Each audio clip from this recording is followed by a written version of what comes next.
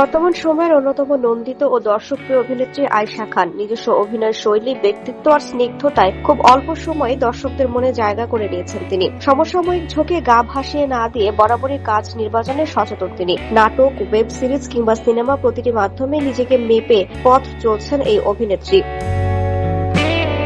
সম্প্রতি এক সাক্ষাৎকারে নিজের ক্যারিয়ার ও কাজের দর্শন নিয়ে খোলামেলা কথা বলেছেন আয়েশা। নিজের কাজের মূল্যায়ন করতে গিয়ে তিনি জানান, এখনই সব ধরনের কাজ করার তাড়না বোধ করছেন না তিনি, বরং নিজের খামতিগুলোর সূত্রে নিজেকে আরো যোগ্য করে গড়ে তোলাই তার বর্তমান লক্ষ্য। আয়েশা খান বলেন, আমার কাছে এই মুহূর্তে মনে হচ্ছে সবার আসলে সবকিছু করার প্রয়োজন নেই। হয়তোবা আমি এখনো বড় পর্দার জন্য পুরোপুরি উপযুক্ত নই। এর আগে আমি যে কাজগুলো করেছি সেগুলো হয়তো মানুষের সেভাবে পছন্দ হয়নি। আমারও হয়তো কমতি ছিল।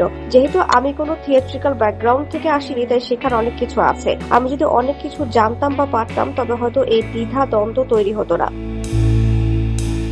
নিজের অভিনীত শেকড় সিনেমাটি নিয়ে বিদেশের মাটিতে বেশ প্রশংসা কুড়িয়েছেন আয়েশা। সেখানে তার অভিনীত ফাল্গুনী চরিত্রটি দর্শক মহলে সমাদৃত হয়েছে। তবে এই সাফল্যের রেশ ধরে এখনই নতুন কোনো কাজে ঝাঁপিয়ে পড়তে চান না তিনি। অভিনেত্রী বলেন, শেকড়ের পর আসলে খুব শিগগিরই আর কোনো কাজের সঙ্গে যুক্ত হব না। আপাতত তেমন ইচ্ছে নেই। আমি তো প্রতিনিয়ত অনেক ভুল করছি এবং সেই ভুল থেকে শিখছি। নিজেকে আরেকটু পরিণত করতে চাই।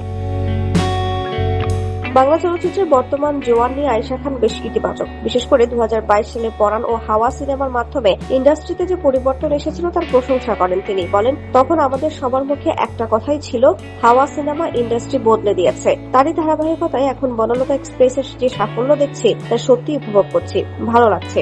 ভবিষ্যৎ সম্ভাবনা নিয়ে তিনি আরো বলেন, বনলতা এক্সপ্রেস আমার প্রিয় এক নির্মাতার কাজ, যার সঙ্গে আমার দুটি কাজ করার সৌভাগ্য হয়েছিল। সেখানে আমার পছন্দের শিল্পীরা আছেন, তাদের এই উন্নতি দেখে আনন্দ লাগছে। সামনে আবার রোহিত আসবে। এই নির্মাতার সঙ্গে আমার বিজ্ঞাপন ইন্ডাস্ট্রিতে প্রথম কাজ করা হয়েছিল, তাই আশা করছি হাওয়া যেভাবে ইন্ডাস্ট্রির মোড় ঘুরিয়ে দিয়েছিল, রোহিত সিনেমাটিও চলচ্চিত্রের জন্য দারুণ কিছু নিয়ে আসবে।